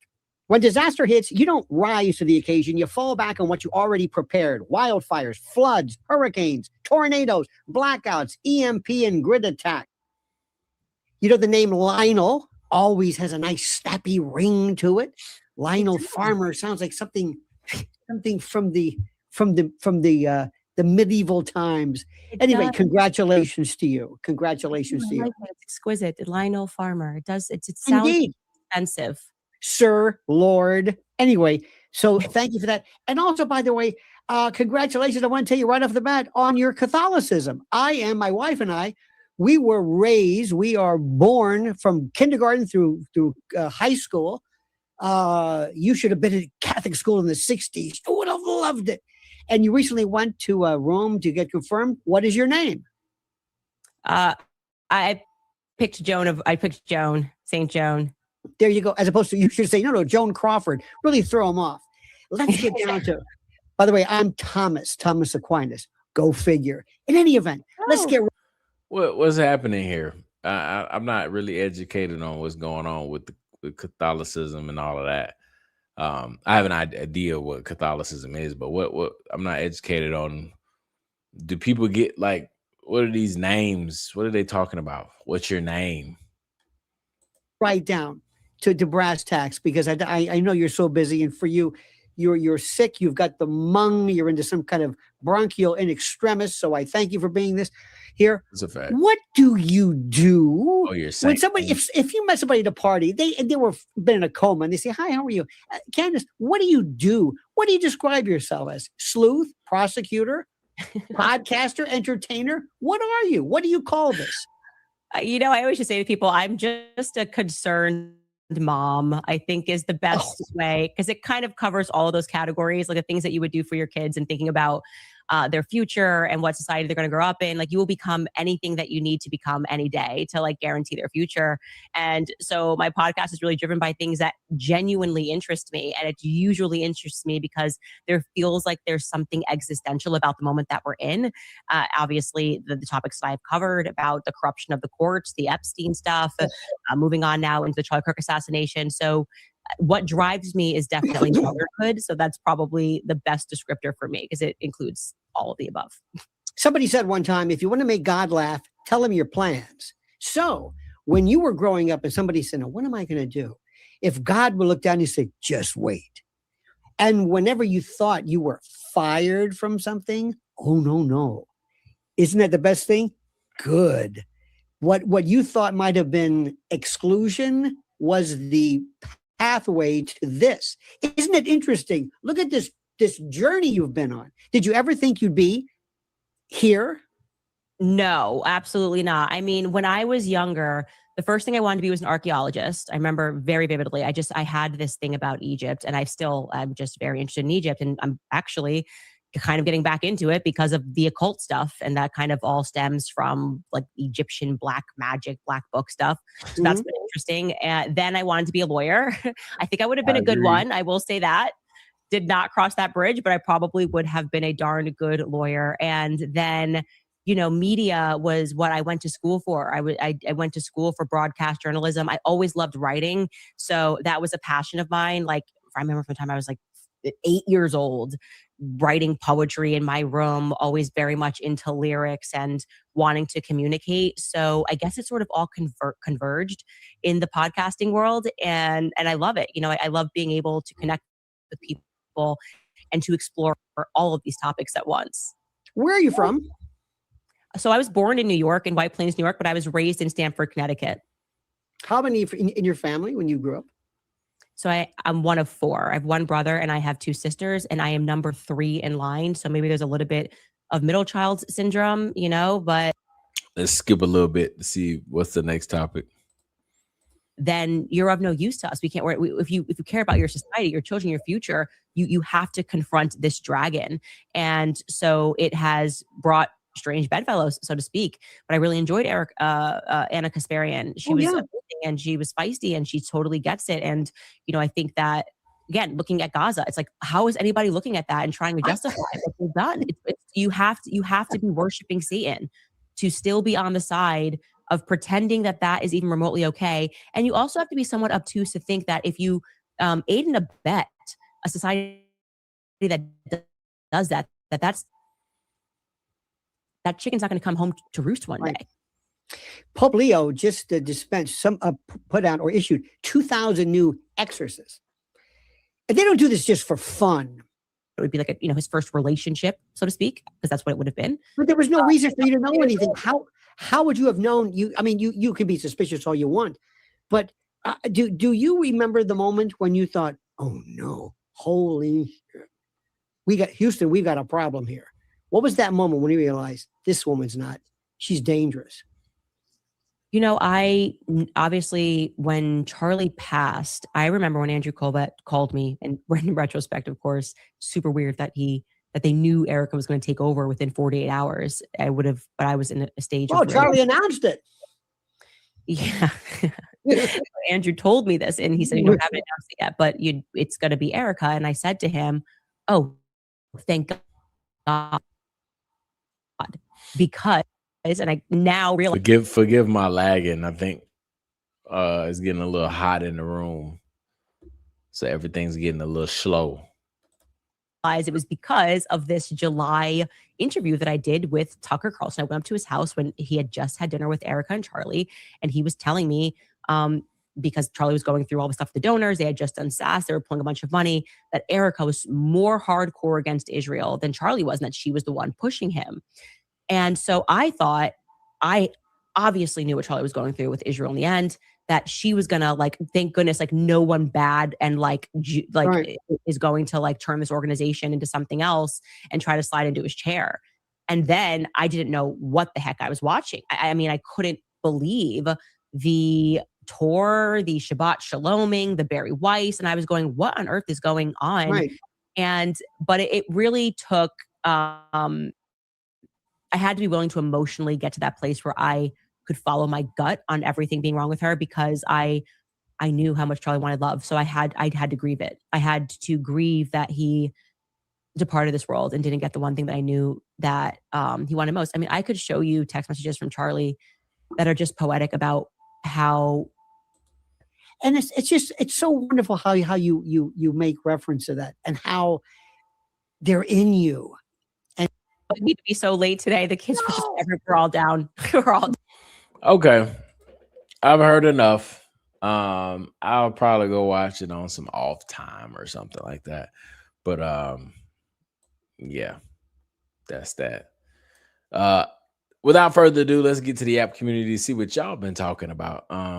First off, don't forget to hit the like button. Let me see where we at right now, because we always got to set a goal before we get to the app community. Let's see where we at right now. Man, my computer is slow, and it low key is hot.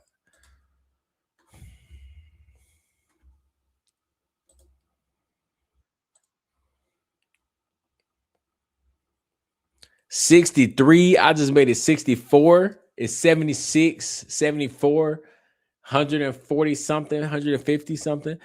I mean, we can get to like 75, right?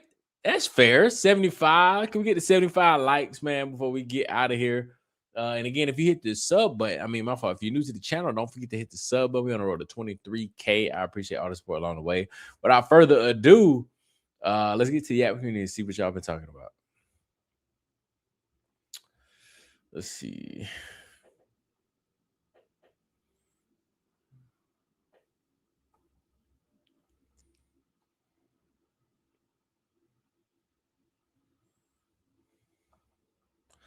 We actually just talked about this. So I want to look at this. Lionel talks to her about Charlie and Erica, but also a lot about her personal life. It's a great interview. Yeah, I'm gonna definitely watch it later. I don't think it was probably the right time to watch it on here, but I'm gonna definitely check it out later.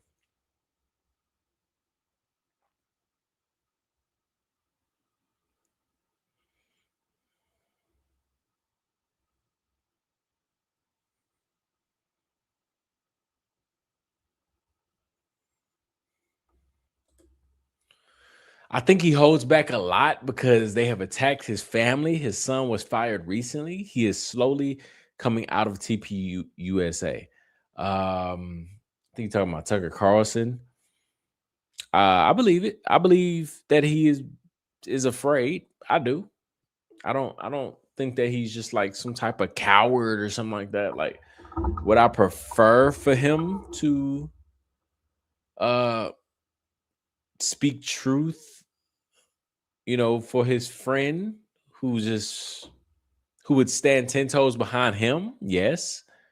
But I also understand that when you're being threatened by somebody, it's kind of scary. So I just want it to be completely fair across the board, that people got to understand that you can feel threatened and you can be scared to say certain things, but you have to also understand that would mean that we can't really believe you on things you're saying, because why are some things you're not afraid to talk about? Maybe because you're allowed to talk about it, but in some things you are scared to talk about, which you can't really say that you push for truth and want truth in situations if that's the case.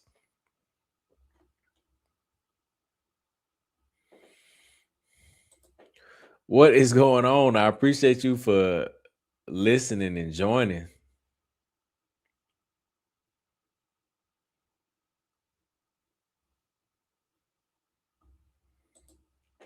It was interesting that Candace and it said Erica was anti Izzy, and when Tucker responded to that, he said anti-neocon, purposely dodging and changing the phrasing. Yes, 100%. I peeped that as well.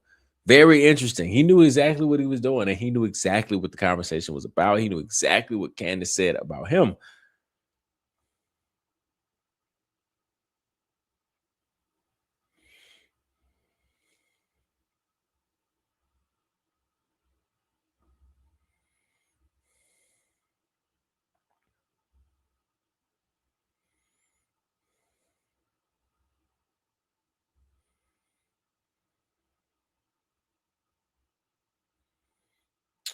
Let's see.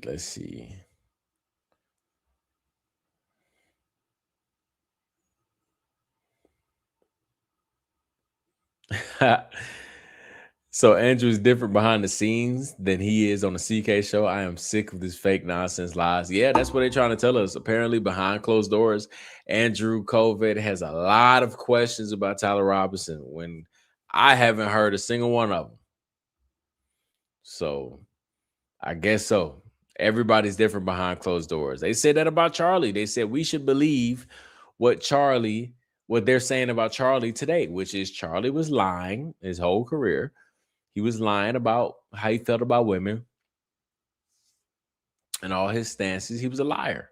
And that's what they want us to believe. So maybe we should start saying that Charlie was a liar.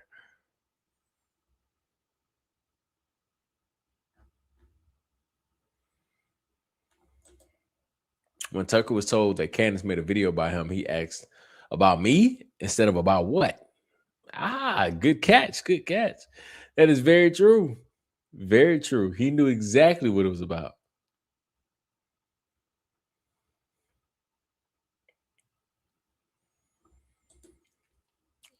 What is going on, Angela? Don't worry. I actually appreciate everybody that also, I guess I forgot to mention that earlier.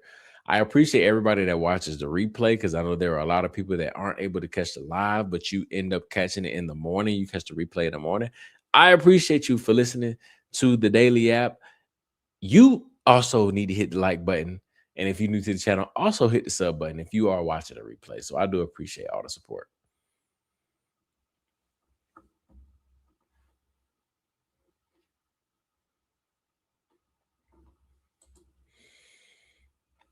Tucker is saying that TPUSA is making mistakes due to the pressure that they're under, to underscore the fact that he doesn't think that they're responsible for what happened to Charlie. In my opinion, I agree with you. I agree with you.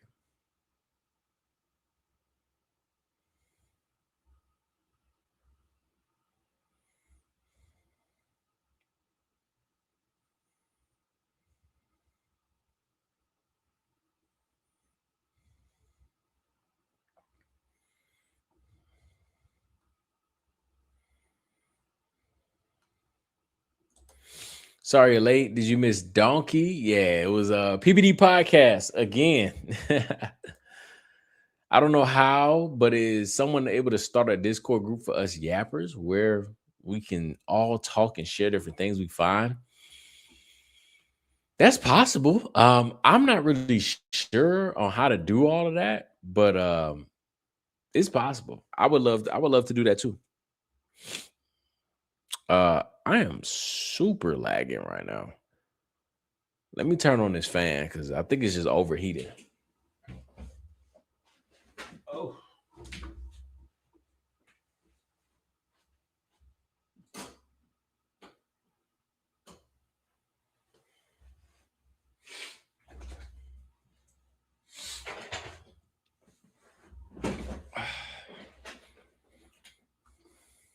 Oh, that feels good.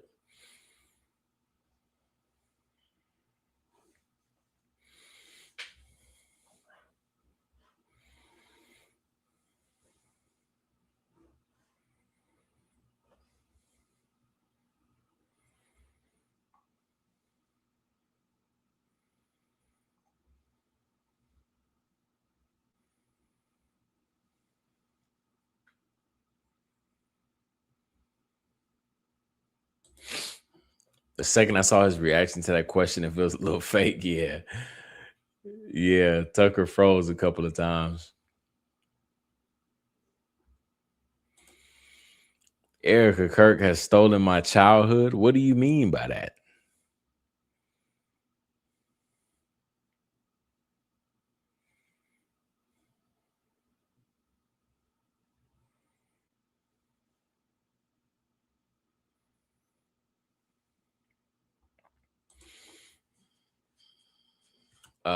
I don't totally trust Tucker or Megan. It's crazy he supports EK. I'm right there with you. I don't trust either one of them. Tucker, I like more than Megan, but when it comes to Charlie Kirk, neither one of them.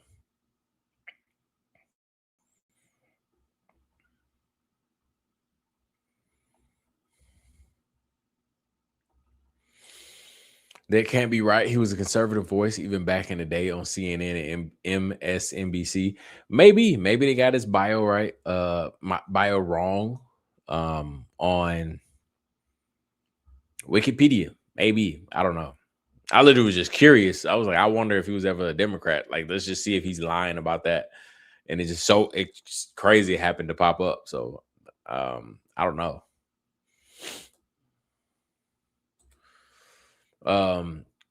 Kyle Wibberler, appreciate your donation and supporting the channel. I'm behind on the Charlie news. Their strategy is working, acting like they want a slow trial, but the longer it goes, the more people move on. Absolutely, I agree with you. It is actually very crazy how exactly what they want is happening right in front of our faces. I realize that every day with myself. Sometimes there will be a time like where I'll go like 2 or 3 days without even thinking about it, because I'm just like, bro, I'm over it, bro. Like, they're not gonna do nothing. I'm like, dang, that's what they want. But then at the same time, it's hard to always think about this because it's so frustrating. That's why it's a psychological operation. It's crazy.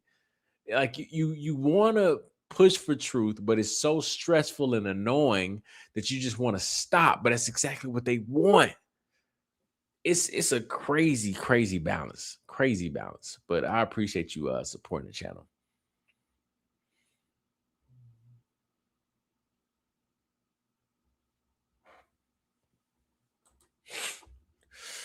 Yeah, what's up with that? They never showed us the real Aspen video. That's weird to me. I don't get why CO didn't show it. I don't know why either. I think her saying that she had it for the last 7-8 months, she's had it this whole time. You know, it's very weird, very odd. People try to come up with excuses, saying so many different things, and it just doesn't make any sense. They just want to give her the benefit of the doubt, and that's fine, but it just doesn't make any sense. And I don't know. I think she should release it. I think it could be leaked to somebody for it for it to be released. I think it can be released, and I don't know why she wouldn't do it, but it's very odd.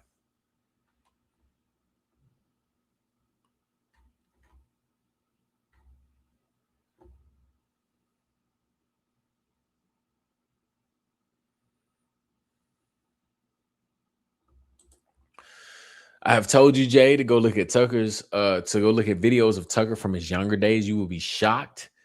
The stuff he said was insane. I'll go look, because I definitely don't know what Tucker used to say back in the day. I know he used to work for the media outlets, so I know he was pushing some crazy propaganda. So that's why you can't put it past these people. But I'll go look for sure.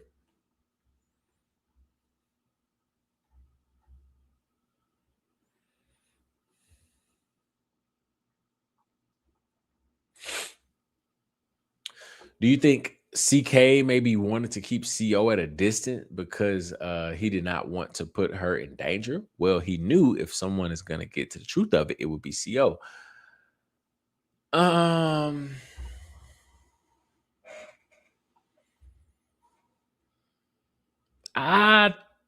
don't think. I think Candace's husband saved her from all of that trouble. I think she lucked up. She lucked out at the right time, and she was able to get out, focus on something totally different, be with George. So I think she got lucky.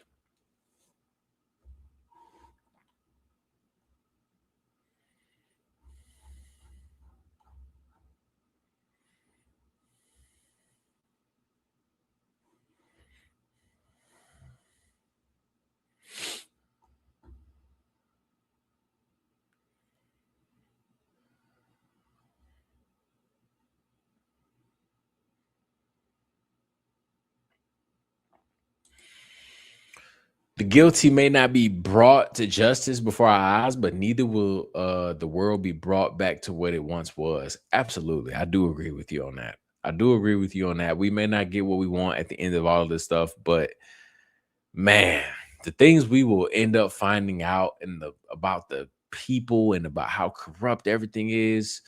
Not that this is the first time we've heard of things like this, but just even more. It's absolutely crazy. Angela, thank you for supporting the channel. I have missed Yap community. Love y'all. I miss y'all too, man. Every time I don't go live on Wednesdays and any day that I'm like kind of tired and I go to sleep, I I really do. I really do miss y'all, man. It is such a fun community that we have. I love it so much. Extremely blessed and grateful to have such a great community where it's a free space, a safe space, where everybody can just drop and say whatever you want to, coming from whatever side you feel like you're coming from. So I do appreciate y'all for building a community up to be exactly what it is, because it is truly, truly a fun thing to see and be a part of.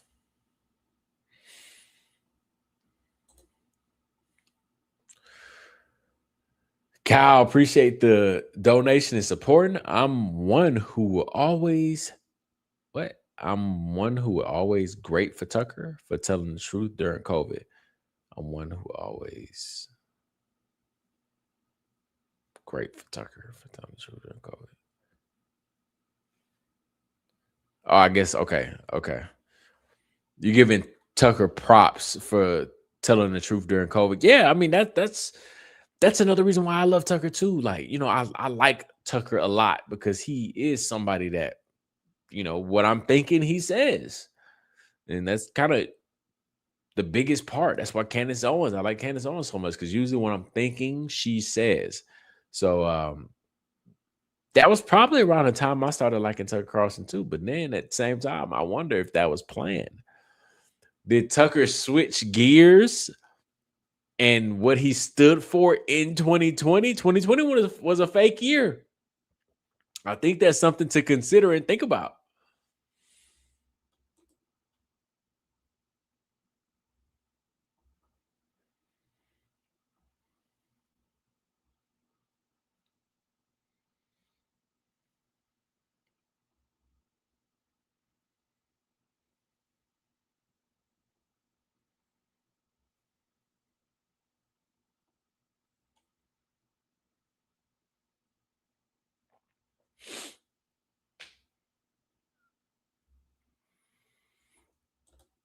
When someone gets confirmed, we pick a name that we get confirmed with. Oh, for the Catholicism. Okay. I believe they pick a saint. Okay. Got you. I didn't know.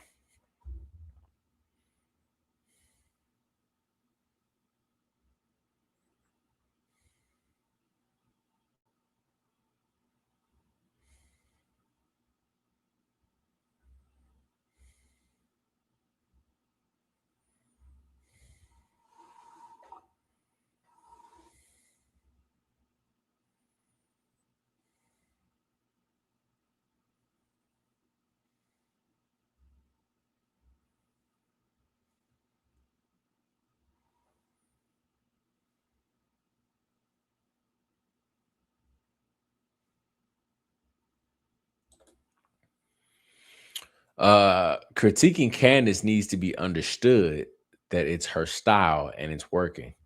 No one that lost a job at 4 million and gained 6 million holding back information is a fool. No, yeah, 100%. Like, Candace is phenomenal at her job. Phenomenal. So she has been absolutely wonderful. I just don't want people afraid to, you know, just question. If you got some type of feeling in your gut that something's off, just question it. It's fine. Not accusing her of nothing. That just same way how she got on to Erica after everybody else was like, Candace, do you see how crazy this woman is? She's weird. And she refused to comment on it for months. She didn't want to. And then we finally started saying stuff. Even when they met up face to face, people were always saying that it sounded like a terrible idea. And she did it and then said that it went great at first, until next thing you know, she started to realize week by week that she was just lying to her face the whole time. And her fans or her listeners and watchers knew that already. So that's why it's okay to, you know, throw in your 2 cents, as long as it's from, you know, a positive place. I'm not trying to accuse nobody in a negative way at all. I'm just questioning.